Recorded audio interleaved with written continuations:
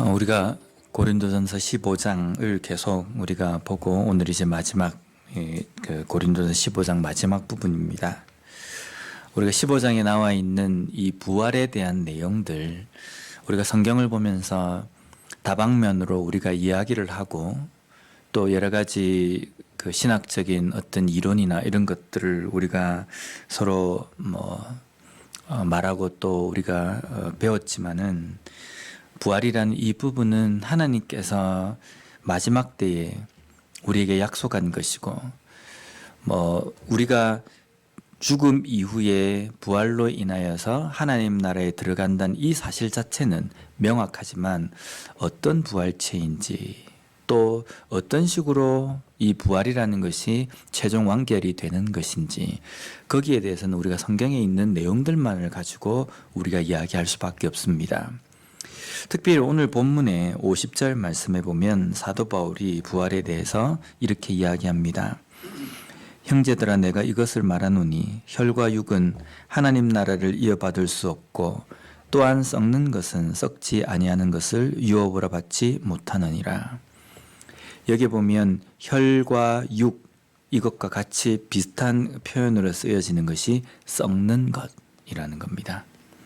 우리의 몸, 지금 우리가 입고 있는 이 몸은 혈과 육으로 되어 있습니다. 근데 이것은 땅에 묻히면 썩게 되는 겁니다. 여기서 썩는 것이다 라는 이 표현은 그냥 단순하게 흙에 묻히면 사라진다 라는 이 의미도 있지만 유한하다는 뜻입니다. 어릴 때의 파릇파릇한 그 모습으로 태어나지 않습니까? 피부도 보들보들하고 야들야들하게 태어나지만 점점점 시간이 가면 갈수록 이 그 육체는 성장을 했다가 다시금 이렇게 노쇠하고 늙습니다. 그래서 이 육체는 제한적이고 유한하다는 겁니다.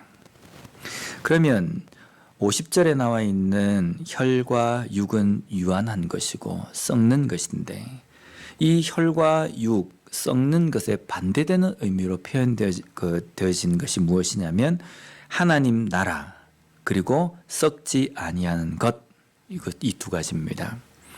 하나님 나라는 유한합니까? 영원합니다. 하나님께서 만드신 이 피조물도 유한합니다. 끝이 있다는 겁니다. 그런데 하나님 나라는 영원합니다. 영원하다는 것은 썩지 아니한다라는 겁니다. 그러면 하나님 나라 영원하고 썩지 않는 그 하나님 나라를 유업으로 받으려고 하면 유업으로 받는 그것을 승계하는 그 존재들도 썩지 아니하는 존재가 되어야 된다는 겁니다. 그래서 우리가 부활을 해서 하나님 나라에 들어간다라는 이 표현을 하나님 나라를 유업으로 받는다라고 이렇게 표현하지 않습니까? 그러면 우리가 부활체로서 하나님 나라에 입성하는 이것은 결코 우리가 지금 입고 있는 이 썩는 육체, 혈과 육, 유한한 이 육체를 가지고 우리가 들어갈 수는 없다는 겁니다. 그래서 사도 바울은 그 부활체에 대해서 우리 앞장 15장 오늘 읽었던 본문 앞쪽에서 이렇게 이야기를 하고 있습니다. 근데 이상하게 보면 이상하게 사람들은 이 육신 우리가 지금 입고 있는 이 육신에 대해서 상당히 많이 집착을 하는 것 같습니다. 그러니까 나중에 사람들이 부활을 하게 되면 지금 이 땅에서 지상에서 우리가 이 눈에 보이는 이 신체 육체와 이 외형 이것을 어느 정도는 우리가 공유하면서 부활한다. 이거에 그냥 꽉 사로잡혀 있는 겁니다. 한번 우리가 생각을 해봤습니다. 부활의 첫 열매는 누구이십니까? 예수님이십니다. 예수님께서 부활의 첫 열매가 되신다는 의미는 예수님께서 부활하신 그 부활하심대로 우리 믿는 성도들을 그대로 그 길로 인도하신다는 의미입니다. 그러면 예수님께서 2000년 전에 이 땅에 오셨습니다. 아기로 탄생하셨지 않습니까? 근데 예수님께서 아기로 탄생하셨는데 탄생하자마자 옹알옹알 그런 소리를 내는 게 아니라 천국이 가까웠다. 회개하라. 아기 때부터 그런 이야기를 한 건 아닙니다. 아기 때는 우리 육신의 몸을 입으셨기 때문에 우리 몸과 똑같이 말을 할 줄 모르고 또 그냥 배고프면 울고 배부르면 자고 그런 아기의 모습으로 오셨습니다. 그리고 시간이 지나면서 아이가 되고 또 청년이 되었습니다. 청년이 되어서 예수님께서 이 땅에서 살아가실 때 보면 때로는 배고픔도 느끼시기도 하시고 피곤하셔서 주무시기도 하시고 때로는 고통 속에서 힘들어 하실 때도 있으셨고 이런 육신의 모습으로 이 땅에서 살으셨습니다. 그러면 예수님께서 가지고 있는 그 육신은 우리가 입은 이 육신과 똑같다는 겁니다. 그런데 예수님께서 우리의 죄를 위해서 죽으셨습니다. 죽으시고 3일 만에 부활하셨습니다. 그 부활하신 그 예수님의 모습을 제자들은 처음에는 알아보지 못했습니다. 엠마오로 가는 두 제자도 가는 길 동안 예수님께서 옆에서 그토록 말씀에 대해서 해석해주고 이야기해 주셨음에도 불구하고 그들이 함께 가고 있는 그 예수님을 직접 보고 있음에도 불구하고 예수님인지를 깨닫지 못했습니다. 그런데 나중이 되어서 예수님이 예수님이심을 제자들이 알게 된 겁니다. 그러면 예수님께서 부활하신 그 모습은 제자들이 어느 정도 예수님이시구나라는 것을 알 수 있는 모습으로 부활하신 겁니다. 또 예수님께서는 부활하셔가지고 베드로에게 나타나셔가지고 물고기를 달라고 그러시고 그 물고기를 함께 먹는 모습도 보여주십니다. 그래서 예수님께서 부활하신 그 부활체는 우리가 가지고 있는 이 신체의 모습과 비슷하게 부활하신 것이고 또 거기에도 여전히 어쩌면 똑같다는 건 아닙니다. 똑같다는 건 아니지만 거기에 대해서 명확하게 나와 있지 않기 때문에 우리가 가지고 있는 이 신체와 비슷한 모습으로 부활하셨다. 그런데 여기에서 우리가 이제 한 가지 더 생각해 봐야 될 것은 예수님께서 제자들에게 그렇게 보이시고 난 다음에 승천하셨지 않습니까? 그러면 지금 예수님의 성자 하나님이신 예수님의 모습은 어떤 모습입니까? 머리카락이 이렇게 길고 우리가 보통 성화에 보면 예수님의 모습 있지 않습니까? 수염도 나 있고 잘생겼어요. 그죠? 근데 예수님이 진짜 그 모습이다 아니다 그런 이야기도 있는데 그러면 지금 예수님의 모습은 당시 제자들이 알아본 모습처럼 예수님이구나 라는 것처럼 이런 신체를 입고 예수님께서 계십니까? 이제 우리가 이 질문에 답을 잘해야 됩니다. 여기서 지금도 예수님은 수염도 있고 그래서 아침마다 일어나시면 수염을 깎으셔야 되고 그건 귀찮으니까 신이신 하나님이니까 수염은 어느 적정 수준까지 자라고 안 자라겠지. 이렇습니까? 지금 예수님의 모습은 우리 육신의 모습과는 다르다는 겁니다. 지금 우리가 가지고 있는 이 육신의 모습, 예수님께서 이 지상에서 계실 때의 그 육신의 모습과는 다른 모습을 갖고 계신다는 겁니다. 만약에 예수님께서 그런 육신의 모습을 갖고 있다라고 이야기한다면 그 사람은 약간 좀 이상한 사람이라고 우리가 생각하지 않겠습니까? 그러면 예수님께서 부활하셔가지고 지금 현재 부활체로서 이 땅을 다스리시고 하나님으로서 좌정하시고 계신데 그 모습대로 우리가 부활한다고 하면 우리 역시 이 땅에서 입는 이 육신의 모습이 아니라 하나님께서만 아시는 하나님께서만 허락하시는 혈과 썩을 육체가 아니라 썩지 않는 영원한 어떤 부활체의 모습으로 우리를 부활시켜 주신다는 겁니다. 그런데 그 육체에 대해서 집착을 하는 사람들은 이 지상에서의 이 육신의 모습을 어떻게 해서든지 끌어들여 와가지고 이 부활체와 연관을 시키려고 한다는 겁니다. 근데 그 썩을 육체가 부활할 때에는 썩지 아니하는 것으로 변화되는데요. 52절 말씀을 우리가 보면은 나팔 소리가 나매 죽은 자들이 썩지 아니할 것으로 다시 살아나고 우리도 변화되리라. 이 52절 이 말씀을 우리가 한글 성경으로 읽으면 별로 이렇게 감이 잘 안 오는데 이 헬라어 원문을 보면요.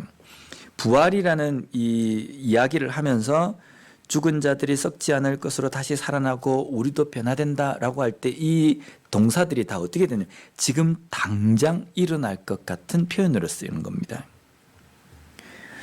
우리가 보통 부활, 예수님의 재림, 심판 이걸 설명할 때 우리는 어떻게 표현합니까? 머릿속에 뭐가 지나갑니까? 내 인생의 마지막 때라고 이야기하면 아직까지 저 끝에 있는 것처럼 생각 들잖아요. 그렇죠? 저도 제 인생의 마지막 때, 내가 마지막 그날을 위해서 내가 달려간다고 이야기할 때 지금 살아온 시간보다 아직 달려갈 시간이 더 많다고 생각합니다. 은연중에 그래 생각하는 겁니다. 제 개인의 인생도 생명도 앞으로 많이 남았다고 생각하거든요. 근데 예수님의 재림, 심판 거기에 대해서 우리가 설명할 때는 저 끝에 있는 겁니다. 내 때 일어나지 않고 내 자자손손. 그래서 지구가 뭐 하여튼 난리 법석이 나가지고 그냥 혼란스럽고 뭔가 징조가 보이고 그래서 더 이상 사람들이 못 사는 어떤 그런 지구가 되는 모습도 상상하면서 그때 예수님께서 짜잔 하고 나팔 소리와 함께 온다라고 우리가 설명하는 겁니다. 그래서 우리가 만약에 이 52절을 설명한다고 하면 그때 저 뒤에 나팔 소리가 저기서 저 멀리서 들려올 때에 죽은 자들이 썩지 않을 것으로 다시 그때 막 이렇게 살아나면서 변화된다 이렇게 표현하지 않습니까? 그런데 부활신앙이라는 것은요, 예수님의 재림과 심판이 저 뒤에 있다라고 말하는 것이 아니라 바로 오늘 부활 심판이 있다라고 믿고 그렇게 말하는 것이 부활의 신앙이라는 겁니다. 예수님이 언제 오십니까? 아직 멀었습니다. 이건 부활신앙이 아니라는 겁니다. 예수님이 언제 오십니까? 오늘 저녁에 오실 수도 있습니다. 우리의 인생의 마지막이 오늘이 될 수 있습니다 라고 표현하는 것이 그것이 종말론적인 신앙이고 부활의 신앙으로 살아가는 삶이라는 겁니다. 그때에 되면 예수님께서 이 땅에 심판을 하기 위해서 오실 때에 썩을 몸을 입고 있는 우리들이 썩지 아니할 부활체로 변화된다라고 이야기합니다. 왜냐하면 우리가 썩지 않을 것을 입어야 하는 이유는 영원한 하나님의 나라를 유업으로 받을 사람들이기 때문입니다. 하나님 나라에 입성해야 하기 때문에 우리를 썩지 않을 부활체로서 변화시켜 주신다는 겁니다.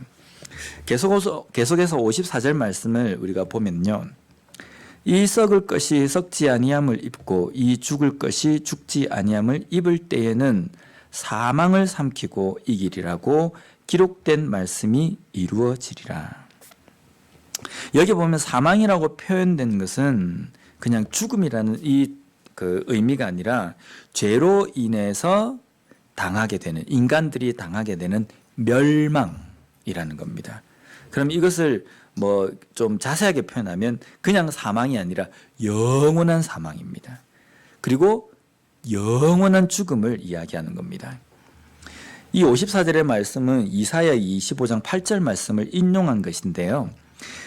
이사야 25장 8절 말씀을 읽어보면 사망을 영원히 멸하실 것이라 주 여호와께서 모든 얼굴에서 눈물을 씻기시며 자기 백성의 수치를 온 천하에서 제하시리라. 여호와께서 이같이 말씀하셨느니라. 사망을 멸하실 것이다 라는 것은 영원한 멸망을 다 무너뜨리실 것이다 라는 이 의미입니다. 예수님께서 우리를 구원하시고 우리를 영원한 생명으로 인도하시기 위해서 우리에게 부활을 주신 것은 이 사망, 영원한 멸망을 이기신 것입니다. 그래서 우리가 보통 부활에 대해서 예수님의 그 부활절에 우리가 부르는 찬양 보면 사망 권세를 깨뜨리시고 승리하셨네 라고 표현하지 않습니까? 이게 바로 그 뜻입니다. 영원한 멸망을 완전히 뒤집어 엎으셔서 멸망을 받아야 될 존재들을 영원한 생명으로서 건지시고 거기에 그 위치로 올려놓으셨다라는 것을 승리하셨다라고 이렇게 표현하는 겁니다. 계속해서 55절 말씀을 보면요. 사망아 너의 승리가 어디 있느냐? 사망아 내가 쏘는 것이 어디 있느냐? 이제 우리가 그 54절 말씀을 보면 그때 예수님께서 오셔가지고 썩을 육체를 가진 자들이 썩지 않을 것으로 사망에 처해진 자들이 그 사망을 이기고 영원한 생명으로 옮겨질 것이다 라고 이렇게 말씀하실 때 그때 영원한 생명을 얻기 위해서 일어나는 일들도 있지만 또 한 가지 일이 뭐가 있습니까? 예수님을 믿지 않는 자들, 복음을 받아들이지 않는 자들도 또한 그들의 그게 변화가 됩니다. 어떻게 변화됩니까? 영원한 죽음에 확실하게 처해지는 겁니다. 영원한 죽음에 처해지는 것. 우리는요, 영원한 생명에 처해진다는 겁니다. 그러면서 55절에 보면 사망아 너의 승리가 어디 있느냐? 사망아 내가 쏘는 것이 어디 있느냐? 라는 이 본문 말씀, 이 말씀을 인용했는데 여기에 보면 사망아 이것은 영원한 죽음이라고 말씀드렸지 않습니까? 영원한 죽음, 멸망, 너의 최종 목적지는 무엇이냐? 너의 그 최종 목적지는 무엇으로부터 시작이 되었느냐? 이것을 묻는 겁니다. 무엇 때문에 영원한 멸망, 영원한 죽음에 처해진 겁니까? 죄 때문입니다. 죄가 드디어 승리했다라고 이렇게 이야기할 때 우리가 보면 죄라는 어떤 것을 의인화시킨다고 한다면 죄가 열심히 달려갑니다. 달려가가지고 마지막 그 최종 그 목적지 꼬린 지점에 탁 들어갑니다. 꼬린 지점에 탁 들어가면 그 죄가 뭘로 팡 하고 변하냐면요. 사망, 영원한 멸망으로 변화된다는 겁니다.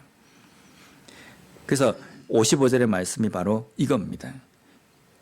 우리 인간에게 그 죄인인 인간들이 막 멈추지 않고 앞을 향해서 그냥 달려갈 때는 마지막 최종 꼬린 지점은 사망, 영원한 멸망이라는 겁니다.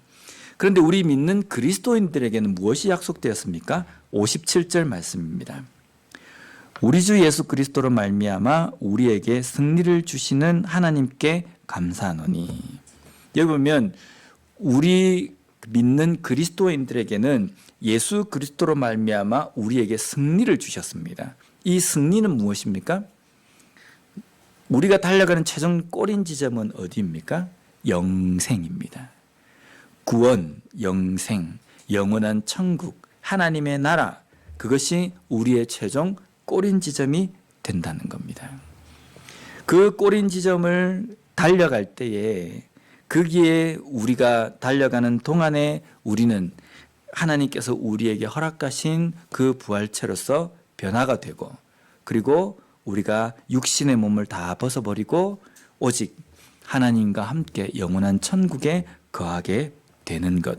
이것이 바로 구원에서 예수 그리스도로 말미암아 우리에게 주시는 사망을 이기고 영원한 생명을 주신 그 구원의 그러한 내용이라는 겁니다.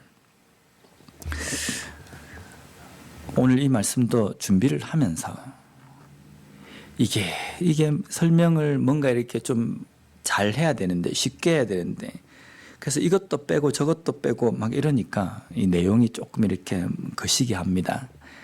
또 계속 우리가 15장을 계속 읽어가면서 계속 이렇게 반복이 되니까 이제 대충은 약간 좀 이렇게 되면 다음에 또 설명할 때는 좀 더 다른 부분에 대해서 좀 더 이렇게 살을 붙여가지고 설명하고 그렇게 하도록 하겠습니다.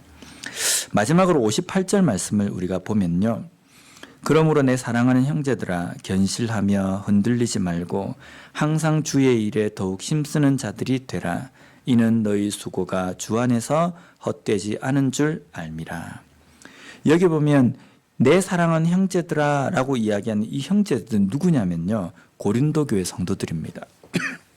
복음을 받아들이고 그리스도인으로 살아가는 사람들에게 이야기합니다. 견실하며 흔들리지 말라라고 이야기합니다. 교회를 향해서 사도 바울이 당부하는 내용이 뭐냐면 견실해야 한다, 흔들리지 말아야 한다라는 겁니다.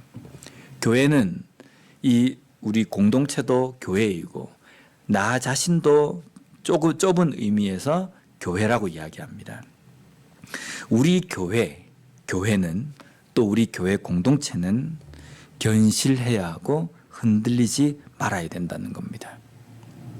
왜냐하면 이 시대에는 견실하지 않으면, 든든히 서 있지 않으면 흔들리기 때문이라는 겁니다. 우리가 믿는 것은 신학 사상이 아닙니다. 우리 교단이 이쪽 신학 사상을 추구하기 때문에 우리가 그것을 진짜 목숨을 걸고 믿어야 한다. 이것 아닙니다.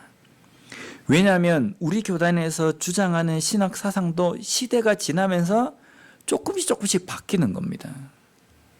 조금씩 바뀌기 때문에 이전에는 절대로 안 됐던 것이 지금은 가능한 것들이 있다는 겁니다. 그럼 이 신학 사상도 변하지 않는 진리가 아니라는 겁니다. 변하지 않는 진리는 무엇입니까? 성경, 하나님의 말씀입니다. 우리가 견실해야 되는 것은 하나님의 말씀 위에 견실해져야 되는 겁니다.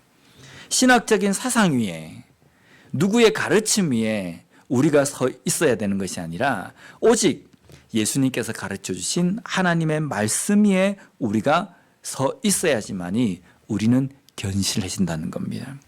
하나님의 말씀 위에 견실하게 서 있을 때에 시대가 변하면서 여러 가지 사고와 사상들이 변화될 때에도 교회는 흔들리지 않고, 그리스도인들은 흔들리지 않고 있어야 될 그 자리에 서 있게 된다는 겁니다. 제가 한국에서 사역할 때에는 대한예수교 장로회 합동 측 소속 목사기 때문에 주로가 아닙니다. 거의 만나는 사람, 교제하는 사람, 이런 사람들, 어디 모임에 가서도 항상 보는 사람들이 우리 교단의 소속의 목사님, 같은 신학교를 졸업한 목사님들입니다. 그런 목사님들과 이야기를 하면요, 학교의 신학교 때 배웠던 내용들을 이야기하면 거의 비슷해요. 요즘 이렇게 그것을 응용해서 되어지는 여러 가지 사역이나 방향이나 이런 그 방법론적인 부분에서는 다른 게 있어서 서로 그것을 공유하는데, 중심의 신학 사상들, 예를 들어서 하나님 나라는 어떤 것인가, 정의, 부활은 어떤 것인가, 구원은 어떤 것인가, 그런 말 들어보셨어요? 전천년설, 후천년설, 역사적 전천년설, 세대주의적 이런 우리가 많이 들어봤지 않습니까? 그런 것도 노선이 비슷합니다. 그런데 여기 미국에 와서는 제가 제 사역을 신학교라서 사역을 하면서 다른 교단 목사님들, 다른 신학교를 졸업한 사역자들과 이야기할 기회가 참 많이 있는 것 같아요. 근데 이번 주에 그런 목사님, 저희 덴버 교육자의 목사님들 모여서 함께 1박 2일로 이렇게 모임을 좀 가졌었습니다. 근데 저녁에 잘 때 거기 같이 모여있는 목사님들한테 제가 정말 궁금해서 물어봤어요. 동성애에 대해서 어떻게 생각하느냐, 그 질문을 했어요. 근데 저는 제가 가지고 있는 이 생각들이 모든 목사님들이 그걸 가지고 있을 것이라고 생각을 했습니다. 근데 그게 보면 어떤 목사님들은 이 동성애에 대해서 두루뭉실한 겁니다. 그럼 동성애를 찬성하는 겁니까? 라고 이야기해요. 찬성은 아니고 그냥 인정하는 겁니다. 이야기하는 겁니다. 찬성과 인정은 뭐가 다릅니까? 제가 물어봤어요. 뭐가 다릅니까? 동성애를 나는 찬성합니다 와 동성애를 나는 인정합니다와 뭐가 다릅니까? 똑같은 겁니다. 그죠? 이렇게 생각하고 있는 목사님들도 있구나. 다음 날에 제가 일어나서 목사님들하고 이제 아침에 이야기하면서 제가 무슨 이야기를 했냐면, 부활에 대해서, 하나님 나라에 대해서 이야기를 꺼냈어요. 그러면서 제가 뭐라고 했냐면, 동물들도 구원을 받습니까? 제가 이렇게 물어봤어요. 어떻게 생각하십니까? 제가 거기서 이야기를 나누면서 충격을 좀 받았습니다. 어떤 목사님은 동물도 구원을 받는다, 하나님 나라에 간다라고 이야기하는 겁니다. 제가 그때 대화를 나누면서 내가 지금 잘못 알고 있는 것인가? 동성애에 대해서 적극적으로 반대하고 그건 잘못되었다라고 알고 있고 그렇게 생각하고 있고 동물에게 구원이 없다라는 것을 내가 알고 있는 나 자신이 뭔가 잘못된 것인가? 그래서 돌아와서 이 자료들을 막 뒤졌어요. 세상에나 어느 신학교 교수님은 진짜 동물도 구원에 대해서 배제되지 않는다라고 이렇게 이야기하는 신학교 교수님이 계셨어요. 그것도 신학교가 그냥 뭐 이렇게 그간 신학교가 아니라 이름만 대면 아는 신학교 교수님인 겁니다. 우리가 동성애에 대해서는 제가 내일 덴버 중앙일보에 그 부분에 대해서 제가 그 칼럼을 제가 적었어요. 근데 이게 구원에 대해서 이 문제에 대해서는 이게 구원이라는 것은 뭔가 하나님께서 우리에게 뭐 다른 어떤 것을 두고 우리 인간들에게 일부분만 우리에게 이야기해 주셨다고 친다 하더라도 성경에서 우리에게 말씀하신 구원이라는 것은 오직 예수 그리스도를 통해서만 우리에게 구원이 주어지는 겁니다. 근데 예수 그리스도를 통해서 이루어지는 그 구원도 예수님께서 죽어주셨기 때문에 모든 인간들이 다 그 구원을 선물로 받는 것이 아니라 입으로 예수 그리스도를 주라고 시인해야 되는 겁니다. 그 믿음을 통해서 믿음으로 말미암아 예수 그리스도를 통해서 구원을 얻는 것인데 만약에 다른 것이 어떤 이론이 첨가가 된다고 한다면 이 부분이 성경에서 이야기하는 믿음으로 오직 예수 그리스도를 통해서 구원받는다라는 것이 다 무너져 버리는 겁니다. 요즘은 반려견을 키우는 사람들이 많기 때문에 이런 이 신학에 대해서도 그런 식으로 두루뭉실하게 이렇게 무너지는 경향이 있어요. 동성애도 마찬가지입니다. 사회적인 추세가 그렇기 때문에 만약에 반려견을 키우는 성도들이 많은데 거기에다 대놓고 동물은 하나님 나라에 구원을 받지 못합니다 라고 이렇게 이야기를 하면은 성도들에게 공격을 받으니까 두루뭉실하게 이렇게 경계가 허물어지는 그러한 뭐 추세가 될 수도 있어요. 그러나 아닌 건 아니지 않습니까? 하나님께서 우리에게 성경을 통해서 말씀해 주신 것을 우리가 본다고 한다면 우리가 그것에 대해서 어떻게 바라봐야 하는지. 물론 하나님 나라에 들어갔을 때 나무가 있을까 없을까? 하나님 나라에 짐승이 있을까 없을까? 여기에 대해서는 우리가 알지 못합니다. 그러나 하나님께서 우리에게 구원이라는 것을 말씀해 주실 때에 우리에게 말씀해 주신 것은 오직 예수 그리스도를 통해서 구원받는다는 겁니다. 그리고 하나님 나라에 들어간다는 것은 하나님 나라를 유업으로 받는 것을 이야기합니다. 하나님께서 하나님의 자녀로 삼으신 우리 인간에게만 주신 것입니다. 심지어는 천사를 향해서 하나님께서는 너는 내 아들이라 말씀하시지 않으셨어요. 예수 그리스도께서 죽으신 것은 오직 우리 인간의 죄를 위해서 죽어주셨다는 겁니다. 그런데 우리가 이 시대의 풍조에 떠밀려서 이 신학 사상이 옳다 그러면 여기로, 저쪽이 뭔가 그가다 그러면 그쪽으로, 사회적인 어떤 흐름이 이렇다 그러면 거기에 들러붙어 있다고 한다면 흔들리기 시작하는 겁니다. 그렇기 때문에 고린도 교회 안에서도 보면 육체로 부활한다, 때로는 부활이 없다, 부활은 끝이 났다, 이렇게 믿는 그리스도인들이 있는 그들에게 사도 바울이 이야기하는 것은 견실하라라는 겁니다. 흔들리지 말라라는 겁니다. 항상 하나님의 말씀 위에 서 있어야 된다는 겁니다. 이 시대에 우리가 제대로 신앙생활을 하기 위해서는요, 견실해야 합니다.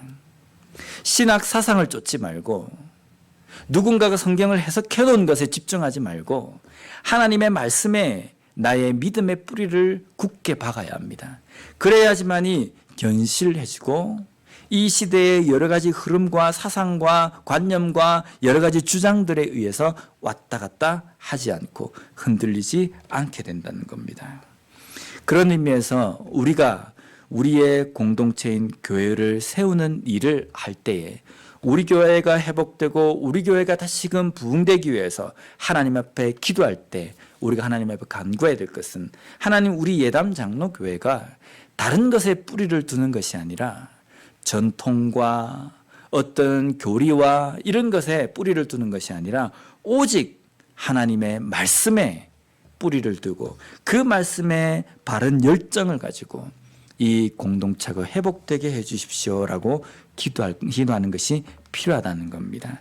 다시 한번 우리에게 주시는 그 말씀으로 말미암아 이 세상을, 이 마지막 시대를 살아가는 그리스도인으로서 하나님의 말씀에 뿌리가 잘 박혀서 견실함으로 말미암아 어떠한 사상과 어떠한 이론 속에서도 흔들리지 않고 믿음의 순수성을 지키며 살아가는 우리와 우리 교회가 되었으면 좋겠습니다.